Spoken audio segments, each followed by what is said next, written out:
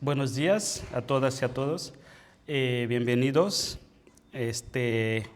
a esta otra conferencia sobre Ubuntu. Y el tema que nos congrega aquí hoy es sobre Ubuntu y la descolonización epistémica. Y bueno, yo empiezo con esto. No se ve de lejos. ¿Por qué la importancia de este tema en la descolonización? Quiero también ver la hora para no pasarme mucho y dejar un espacio para el diálogo, intercambio de ideas o preguntas. A veces en esa etapa salen más cosas interesantes, ¿no?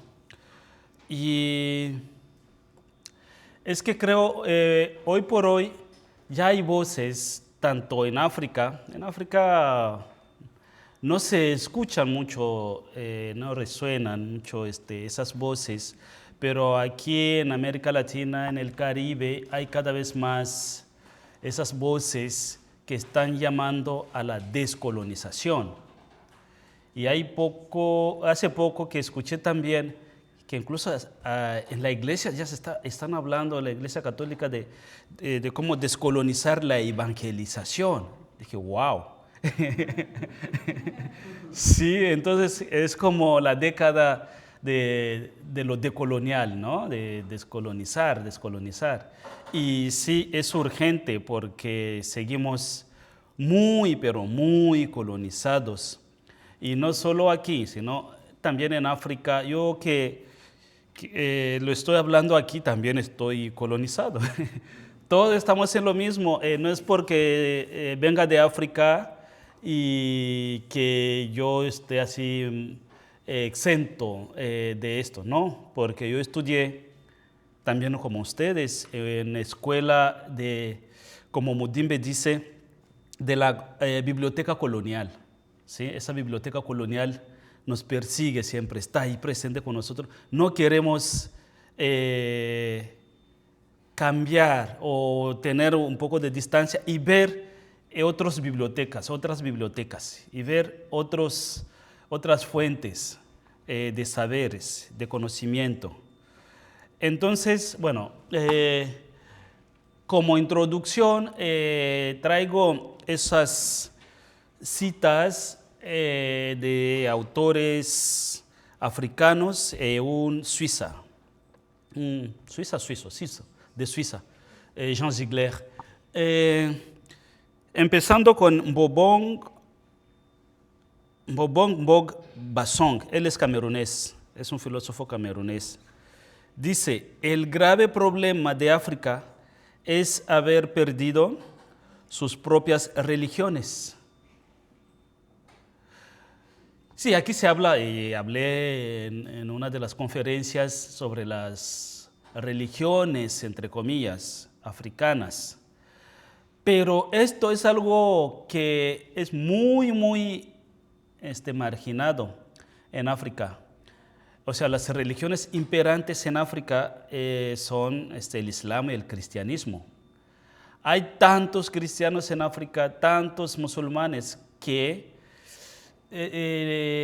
no vemos lo que eran las religiones africanas antes de la islamización, antes de la cristianización, o incluso lo que sigue conviviendo con esas grandes religiones monoteístas, o llamadas así, monoteístas, ¿no? ¿Por qué eso es importante? Porque para mí, o para también ese filósofo cuando lo dice, no lo dice para nada más pensar que la gente tiene que regresar, tiene que ir a buscar esas religiones y convertirse en esas religiones, no, sino el tema aquí es la parte espiritual que mantiene la parte corporal. ¿sí? Si los africanos que llegaron aquí pudieron sobrevivir a la esclavitud, a la explotación, los maltratos, etcétera, fue sobre todo por el background cultural, espiritual que tenían, porque llegaron así, sin nada. Pero si tu espíritu es fuerte, el cuerpo aguanta un poquito más. Pero si el espíritu desfallece, el cuerpo no va a aguantar. Entonces él decía esto, que espiritualmente hablando, África, los africanos estamos muy débiles, porque nuestros derroteros espirituales tienen que ver con culturas que no son nuestras. El cristianismo no, aunque sí hay cosas que se podrían rescatar del cristianismo y hacer comparaciones, pero el cristianismo nos viene, de hecho, ya filtrado desde Occidente. El cristianismo sale de una parte que tiene que ver también con África, como Egipto, Israel, esa región de Jesús, de Abraham, de todo, pero va primero a Europa para bajar a África. O sea, nos llega con ese filtro de Europa ya. Y es tan así que hay intelectuales africanos que dicen que el cristianismo llegó, o sea, no hay como, es como un matrimonio entre cristianismo, colonización, comercio, las tres C de las que he hablado en otra ocasión. O sea, el cristianismo nos llega como un paquete, cristianismo, colonización, comercio. Sí, y así llega a África. Es tan así que en Swahili, fíjense, hay una palabra para decir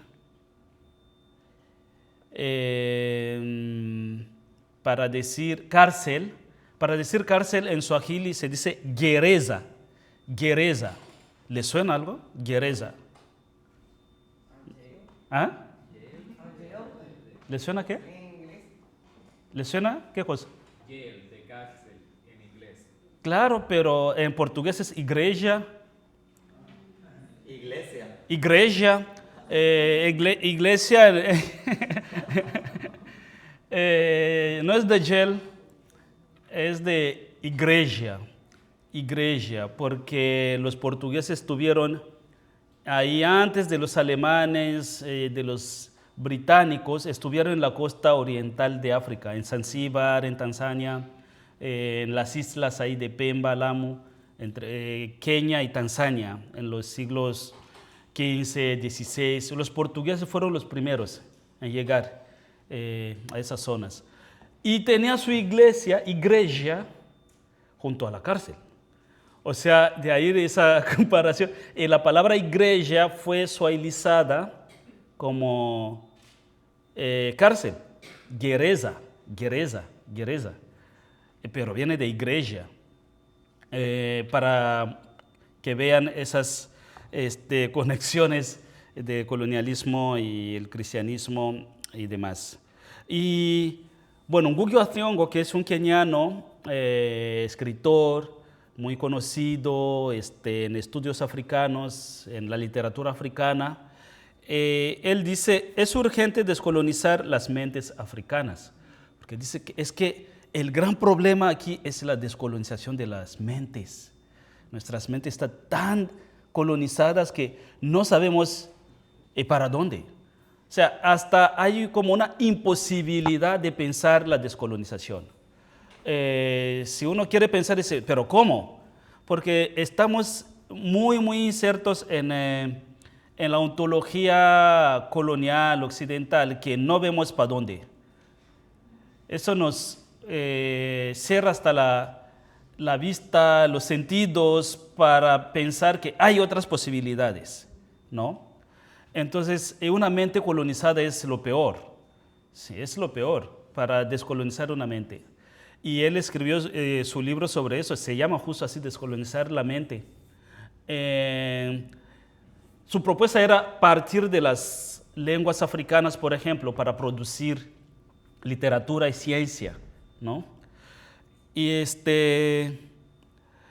ayer estuvimos en el Museo de las Américas. Hay una exposición ahí sobre la travesía. A mí tuvimos suerte, estaba también ahí tanto el curador como la artista, Imna, ¿verdad? Eh, a mí me dejó una lección que yo se la quiero compartir, porque cuando le preguntábamos ahí, ¿esto por qué? ¿De dónde viene eso? Muchas cosas decía, eso lo aprendí en Ghana, esto lo aprendí en Ghana, ¿verdad? Para mí, o sea, esos lugares que no vemos, que negamos, que pensamos es la nada, pero hay muchas fuentes de conocimiento, muchas fuentes de reinventarnos, ¿sí? Yo digo siempre en México, cuando hablo de esos temas, que México tiene una fuente enorme de donde abrivar para pensar de otras formas, porque las comunidades indígenas son muy fuertes, allá, la presencia indígena y sus vivencias, la forma de relacionarse con la naturaleza, de organizarse políticamente. Hay comunidades indígenas donde no hay cárcel, por ejemplo. ¿Sí? Cosas así. Dice, ¿cómo en una sociedad no puede haber cárcel? Sí, la cárcel es moderna. En África tampoco había cárcel antes de la colonización. La colonización nos llevó también cárcel, nos llevó iglesia, gereza, nos llevó gereza. Otro es de Lumumba, otra cita, dice, llegará el día, Lumumba era un líder independentista panafricano del Congo, de mi país, Congo, que fue asesinado por los belgas en connivencia con la CIA, para que vean que la CIA, aunque es de acá, pero siempre está metida ahí por todos lados. Sí, sí. En África, muchos golpes, cambios de gobiernos, así, tienen sellos, muchos tienen sellos así de la CIA. Y dice Lumumba, llegará el día en que la historia hablará, pero no será la historia que se enseña en Bruselas, París, Washington o en las Naciones Unidas. África escribirá su propia historia en el norte y el sur, y será una historia de gloria y dignidad. Ese es un pasaje de la carta que le escribe a Pauline, su mujer, estando él encarcelado y sabiendo que no la iba a librar ahí. Que, sí, esa carta llegó por milagro a Pauline, sí, nunca más se vieron, pero le envió una carta, como carta testamento, y en esa carta viene esto, le dice que llegará un día, es como de I Have a Dream, de Martin, ¿no? Él decía, llegará un día que África escribirá su historia. Es esto como, para mí, Lumumba ya pensaba en la descolonización, porque nuestra historia, que es importante, porque nos han quitado la historia, nos han quitado la cultura, como vamos a ver en la última cita. Entonces no tienes derroteros para dónde ir, ¿sí? Muchos africanos no conocemos nuestra historia porque nos hicieron pensar que lo más importante era la historia colonial, que África antes de la llegada de los europeos no era nada, no había nada ahí. Y la gente no debe preocuparse en saber qué pasaba, cómo era antes de la colonización, porque esa parte es la oscuridad. Era la parte de magia, de superstición, brujería, etc. Entonces no era una parte interesante o importante para africanos. Pero para mí, para muchos descoloniales africanos, es la parte más importante, porque para empezar, el Homo sapiens sapiens sale de África. O sea, la historia de la humanidad empieza en África. Son miles y miles de años de historia de África. ¿Sí? África tiene una historia antes de Europa, porque el ser humano sale de ahí. ¿Sí? pero no quieren que sepamos esa historia, que son miles y miles de años de historia de África. Pero la historia que ellos nos trajeron, hay un historiador congolés, Eliki Ambokolo, que es muy conocido, aquí no sé, pero en Brasil lo citan mucho. Él publicó 2 libros de historia de África. El primero es dice, de los orígenes hasta el siglo XIX, algo así. Historia de África, historia general de África. Y esto le puso como una, ¿cómo se llama?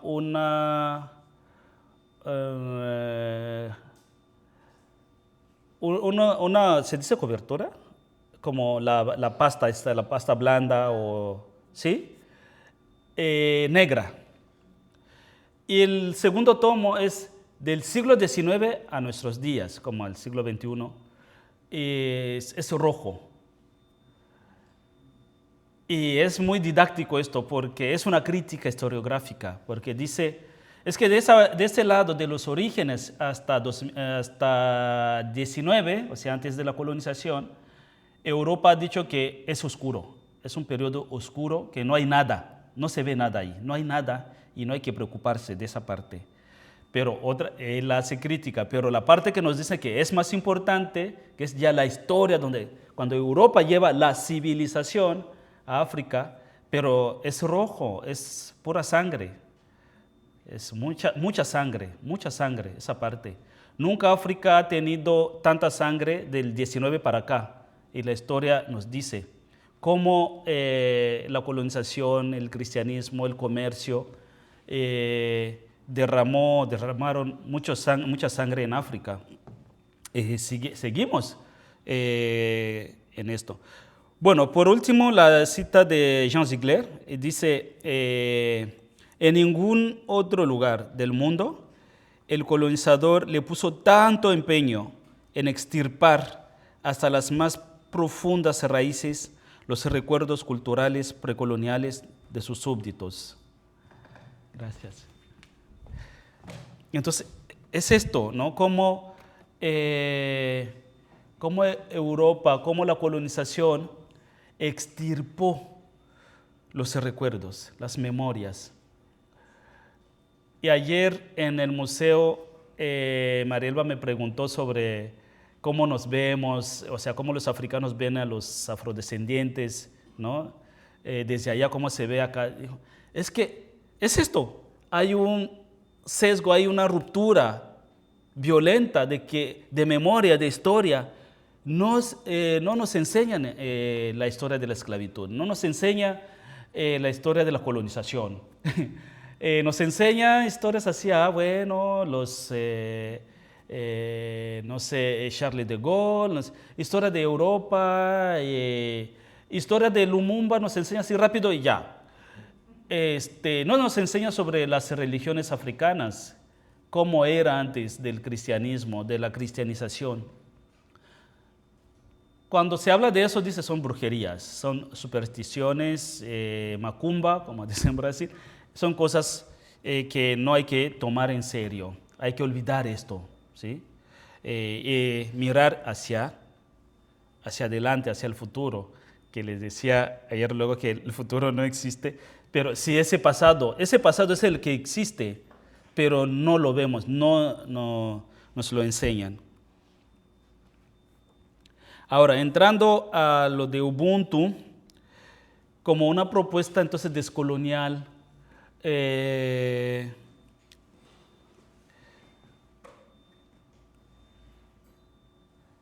esto. Bueno, hoy no voy a hablar mucho de Ubuntu, solo así como de paso. En Ubuntu encontramos la ontología relacional abierta. Ayer hablé mucho del tú, de cómo los fenómenos del ser siendo, cómo se manifiestan desde el tú como fundamento de lo real.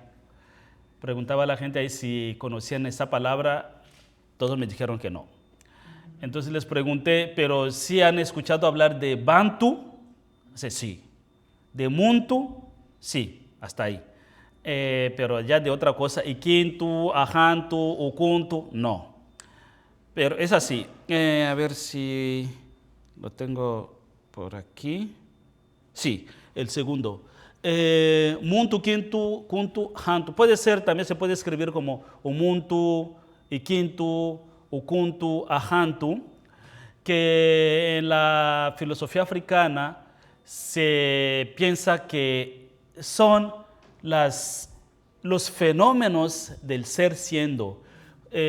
Son las 4 categorías para conocer lo real. O sea, lo real está constituida de esas 4 categorías. Umuntu, que es un ser humano, una persona. Ikintu, que es cosa. Ukuntu, modo, manera. Y Ajantu, la categoría espacio-tiempo. Y en todas esas categorías hay siempre en tú. En tú es el fundamento de lo real. O sea, desde el tú conocemos. Quitamos en tú, estamos perdidos, no conocemos nada. Desde el tú conocemos. Pero ese conocer es un conocer desde un dinamismo siempre, porque esas manifestaciones del tú siempre están relacionadas. No se puede entender una sin las otras. Siempre están relacionadas. Entonces, es otra forma de conocer y otra forma de producir, o sea, es otra episteme, si quieren. Es otra episteme, porque la episteme imperante en la modernidad es una episteme que separa, que para conocer hay que separar hasta el infinito para conocer. Está bien separar, tal vez metodológicamente hablando, separar para conocer, pero no quedarnos en pura separación, hay que saber integrar. Y hoy por hoy,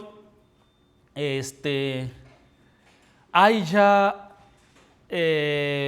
pensadores occidentales, uno, el más famoso, y ya todo el mundo lo citan luego, hacia México en la UNAM ya hay un centro sobre esto, sobre la complejidad de Edgar Morin. Es un pensador francés muy bueno, importante, pero cuando uno lee lo que está proponiendo Morin, Edgar Morin, pues uno dice Ubuntu. Ese es Suma Kawasai de los aymaras, de los quechuas. Eso es lo que viven los mayas. No separar, o sea, pensar que hacemos parte de y tenemos conexiones.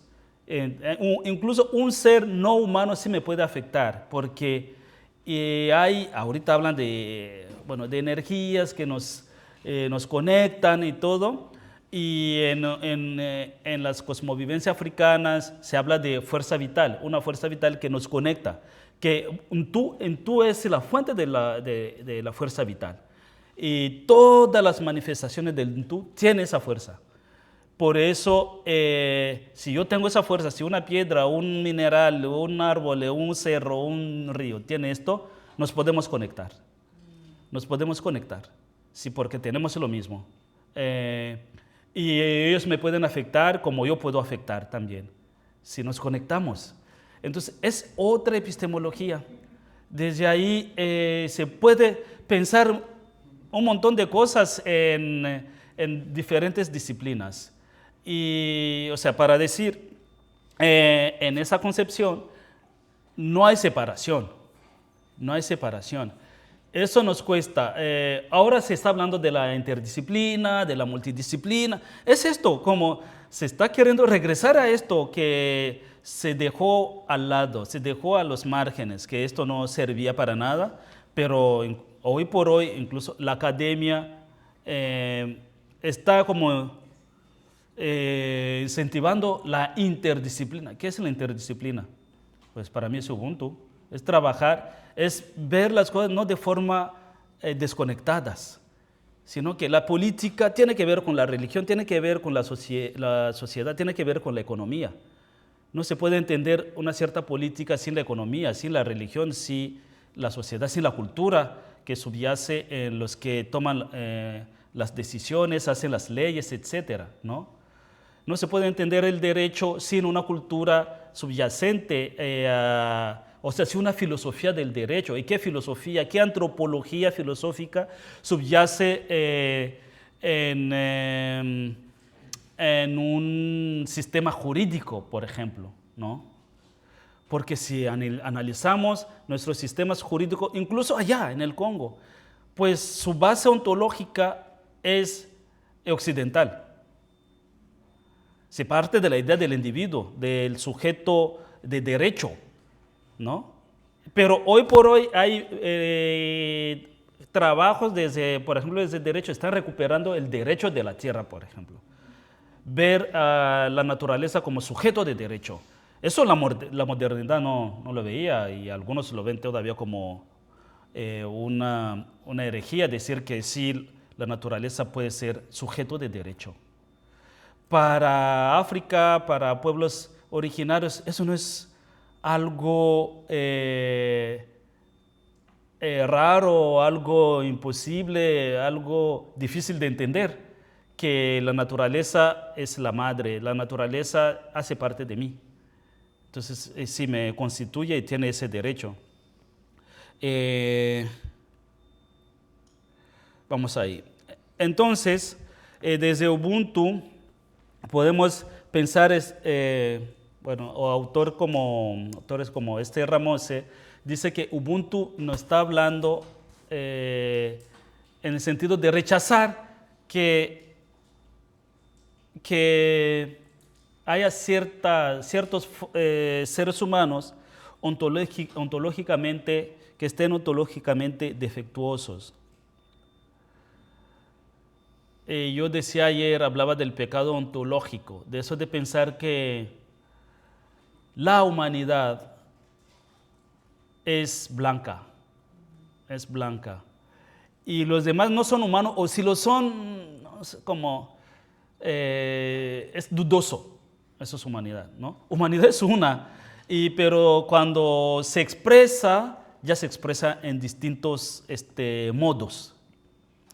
No hay cómo conocer la humanidad sin sus distintos modos de aparecer, sin su fenomenología. Pero en el racismo subyace la idea de hay seres defectuosos, seres humanos que no lo son. Es cambiar lo óntico por lo ontológico, lo decía ayer. Y bueno, igual esa lucha por la razón implica recuperar esa noción más profunda y abierta de lo humano. Y lo humano como algo relacional, esa relación desde la concepción de Ubuntu, siempre su objetivo es fortalecer la vida. ¿Por qué nos relacionamos entre nosotros y nosotros con la naturaleza? Desde una perspectiva de Ubuntu es para fortalecer la vida. Siempre se habla de la centralidad de la vida, porque lo más precioso aquí, en la concepción de Ubuntu, lo más precioso de nosotros es la vida. La vida. Los ancestros sí son fuertes, pero infelices, porque no están en la vida o no están con la vida. Y si uno te quiere bendecir, te va a decir pues que tengas hogar, que tengas como más vida, más personas, más vida alrededor tuyo, ¿no? Etcétera. Ahora vamos a pasar con los diálogos que se están haciendo, que se podrían hacer con las Américas, con América Latina, Caribe. Voy a mencionar, yo creo que hay muchos, pero son voces inaudibles a veces.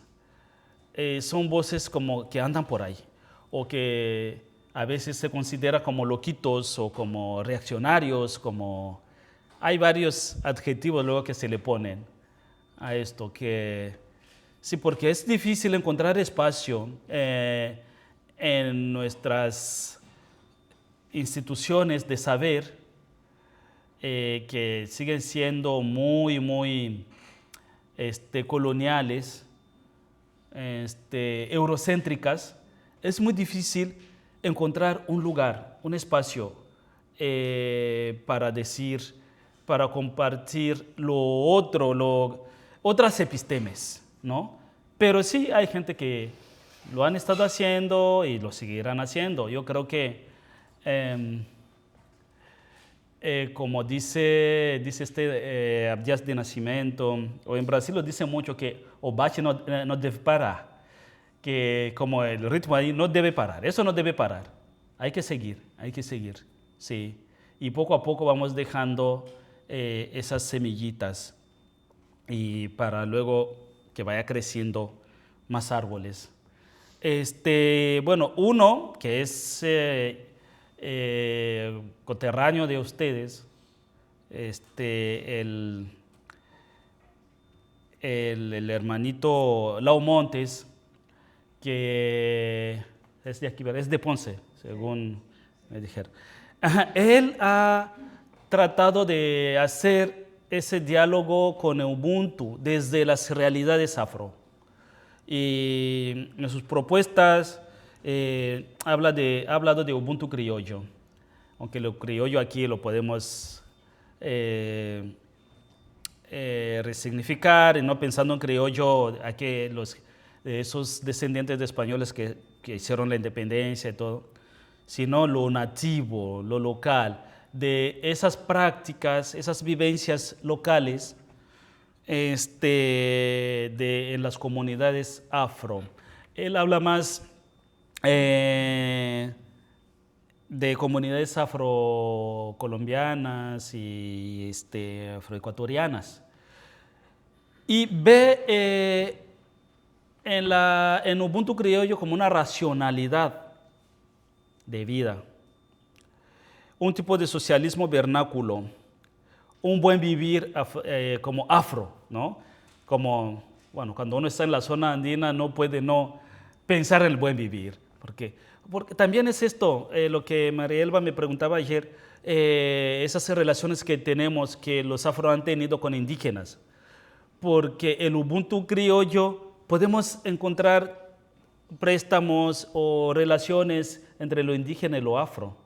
Lau Montes llama Ubuntu criollo como un buen vivir afro, ¿sí? Y me gusta cuando dice que es una racionalidad de vida. ¿Por qué? Porque la racionalidad yo la veo también partiendo de mis maestros allá en la UNAM, que nos hacían como ver la diferencia entre la razón y la racionalidad. Porque la razón es atributo de cualquier ser humano. Cualquier ser humano usa la razón. Pero ese uso es situado, es histórico, cultural, situado. Tiene contextos. ¿En qué contexto se usa esa razón? Y si pensamos, porque han dicho que África es los pueblos sin historia o sin escritura, ¿sí? Entonces, nunca se usó la razón allá. Pero, ¿para qué debemos usar la razón? Los antiguos no tenían la preocupación de usar la razón para sacar provecho, para hacer business, porque hoy por hoy ya muchos usan la razón para, o sea, uno llega a un lugar, le mete ahí como turbo al coco para pensar cómo puedo sacar dinero de aquí, ¿no? Entonces, voy a armar esto, voy a fabricar esto, lo otro.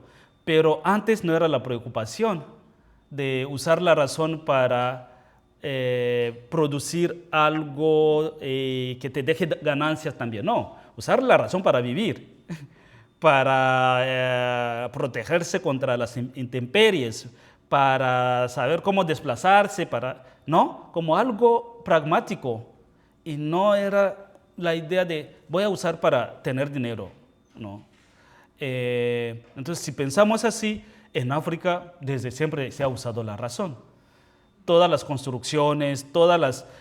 hay descubrimiento hoy en día cada vez más, por ejemplo, de la astronomía africana, muy antes de los encuentros con europeos, o las artes. Pero no sé si sepan ustedes, hay unas figuras así de bronce, las máscaras de bronce de Benín, que son muy famosas, que los europeos decían, no, esto no son los africanos que lo hicieron. Seguro alguien vino, esas ideas de que ¿cómo se llama? Hay una teoría ahí antropológica de la, no sé, difusión o difusionismo, en fin. Pero la idea es que si ven algo perfecto, algo como, no, eso no es posible. Dice, seguro un alemán pasó por ahí. Sí, es verdad, a veces lo dicen, seguro un alemán pasó por ahí y se fue y les dejó esas técnicas. A veces es difícil que entienda que la gente usa su razón y puede producir muchas cosas usándola y nadie esperaba a los europeos para enseñarles cómo usar la razón. Nadie esperaba, producían cosas, escribían. Hoy hay muchos otros descubrimientos sobre lo que han escrito africanos, o sea, los tratados sobre botánica, sobre medicina, sobre astronomía, pero escritos en ayamí. Ayamí es unos caracteres árabes. O sea, si ves tú el ayamí, puedes pensar que es árabe, pero si un árabe lee eso, no lo va a entender, porque es algo escrito, por ejemplo, en Wolof o en la lengua de los mandingo, pero en caracteres árabes.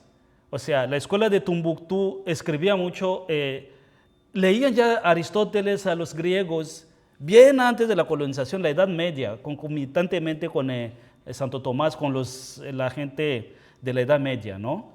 Entonces, todo eso, pero llega a Europa y dice, no, aquí no hay nada, aquí no hay nada.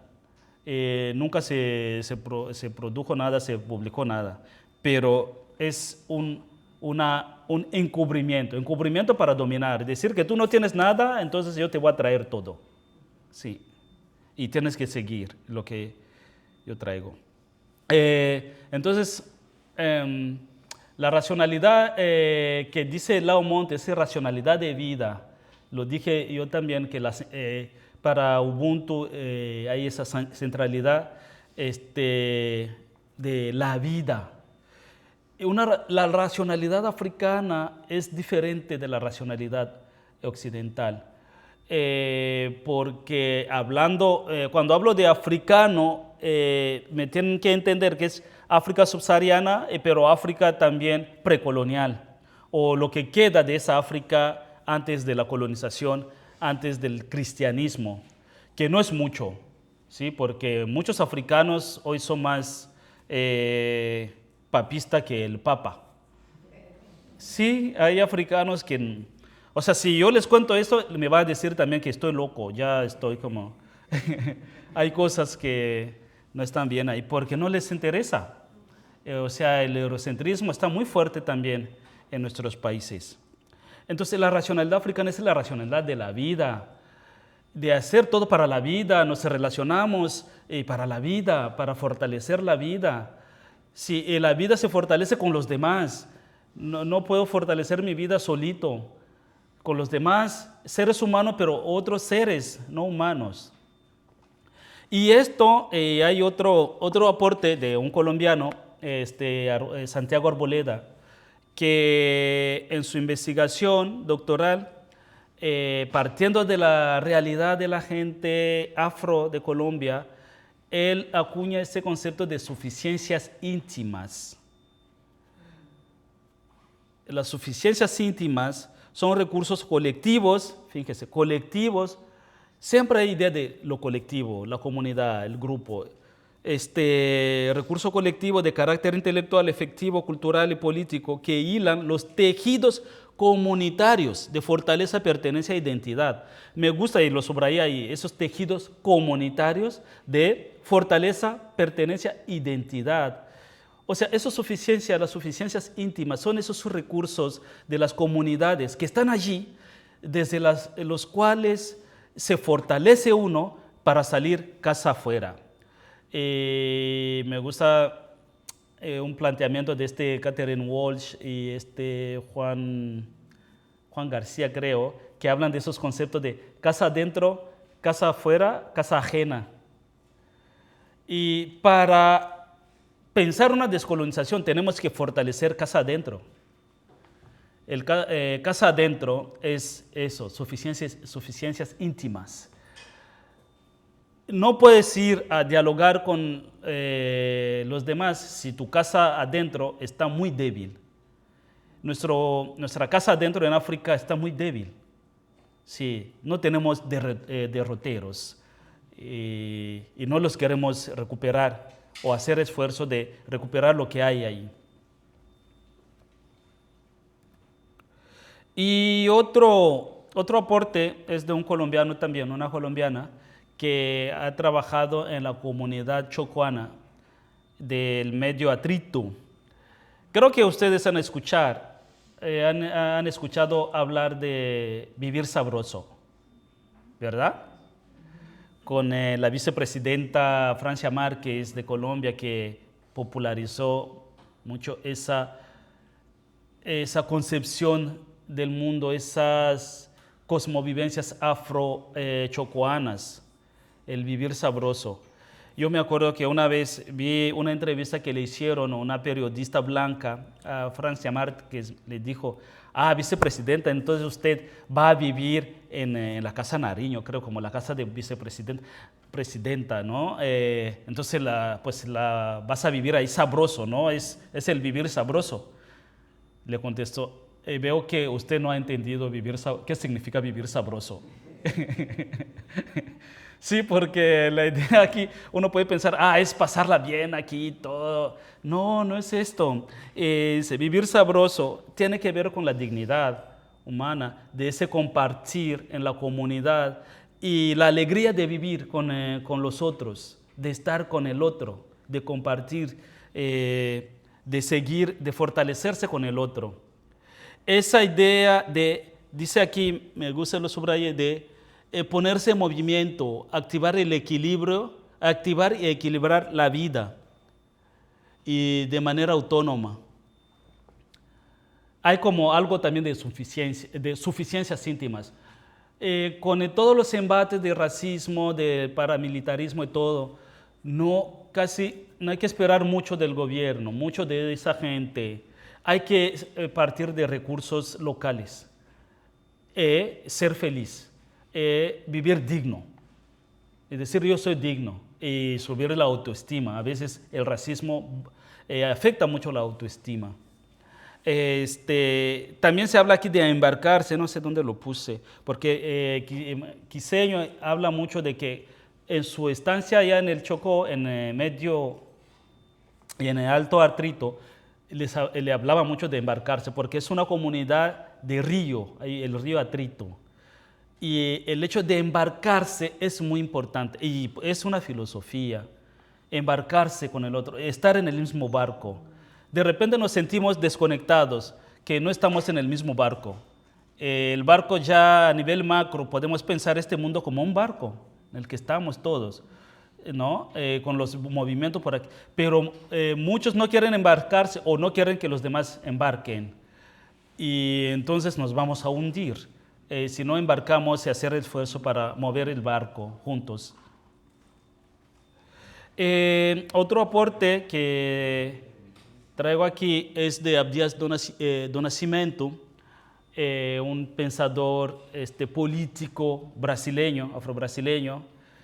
En los años 70 él publicó bastante, años 70, 80, y iba hasta África. Esto también, hay maestros que dicen que América Latina y África debería como recuperar o reencontrar lo que se hacía en los años 70 y 80, bueno, un poquito de 60, pero sobre todo los años 70, porque fueron años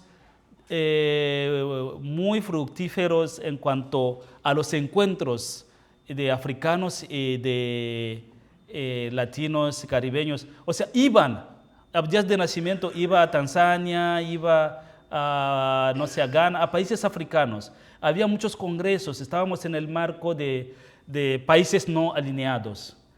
Pero ya con la caída del muro de Berlín, todo se fue a la torre. Nos dieron a la torre lo de países no alineados.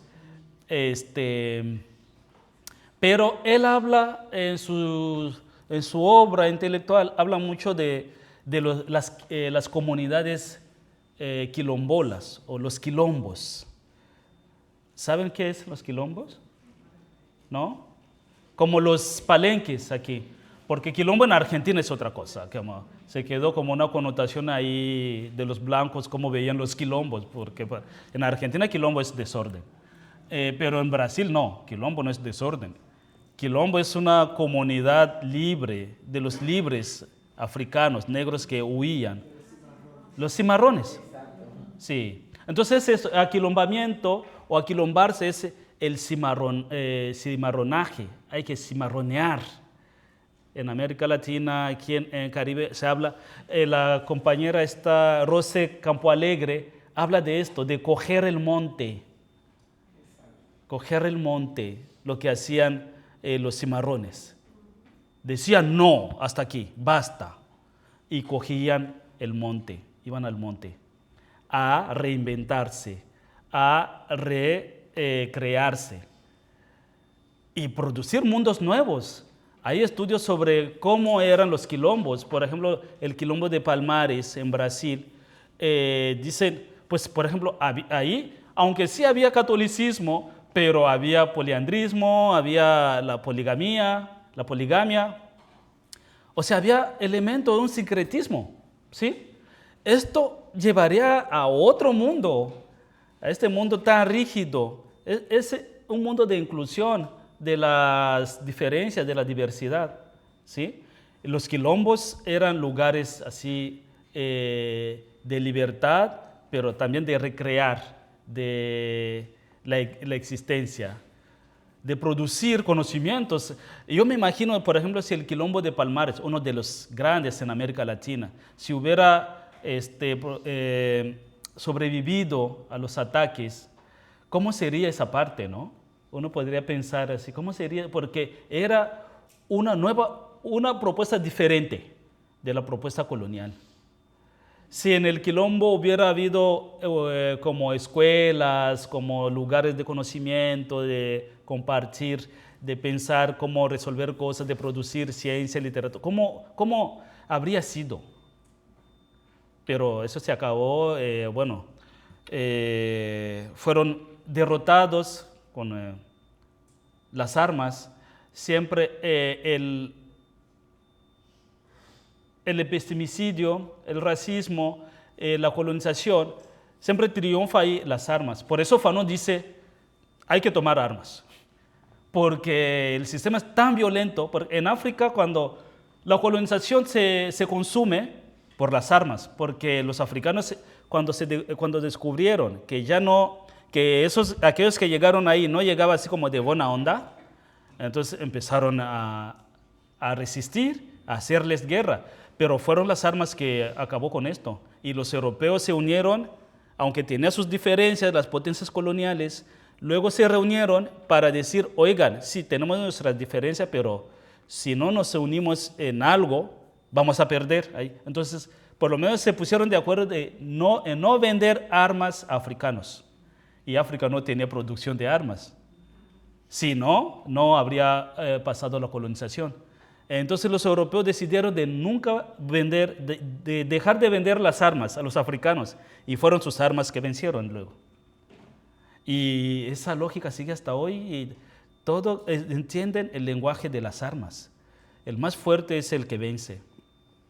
Y entonces es esto, el aquilombarse es también una propuesta descolonial, porque es crear quilombos, crear lugares de producción de otros saberes, de otras epistemes.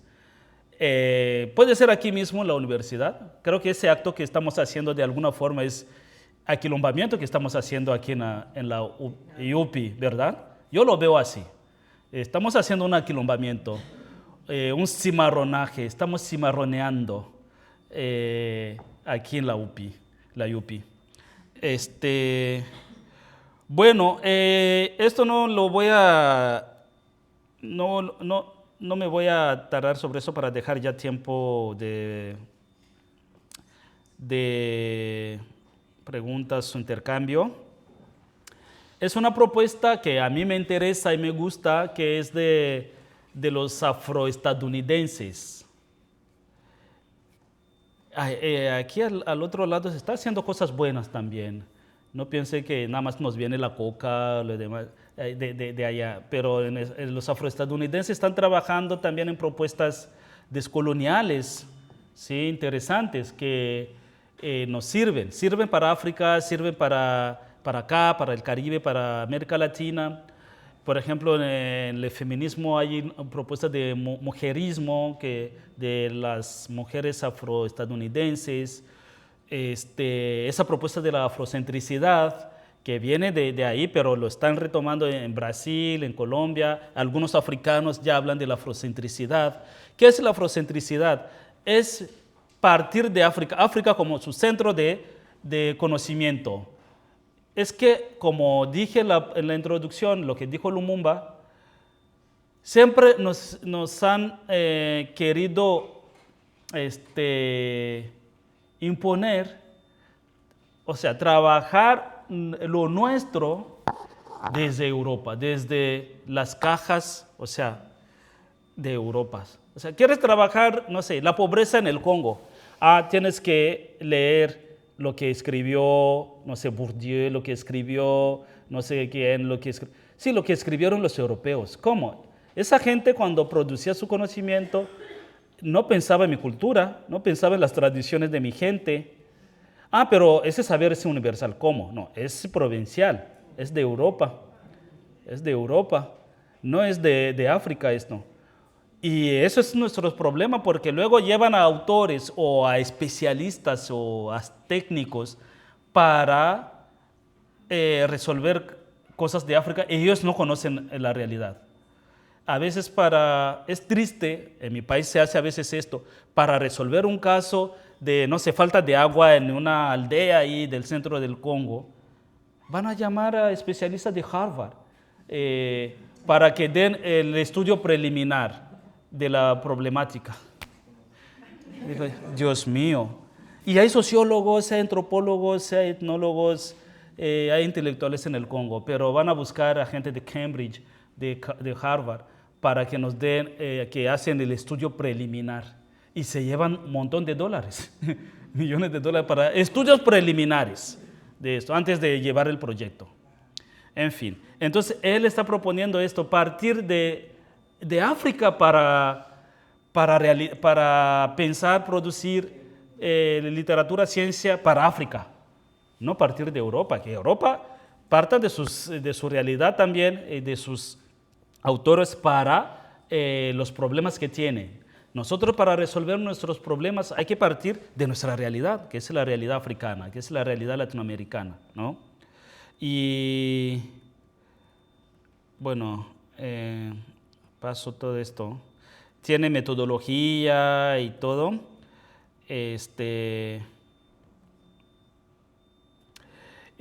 Para ir cerrando esto, los retos, bueno, hay muchos, pero yo quería compartirles esos como retos que veo muy fuertes de la liberación cultural. Ahí veo también lo mental. Para África es una tarea muy urgente y que siempre es una tarea pendiente, la liberación cultural.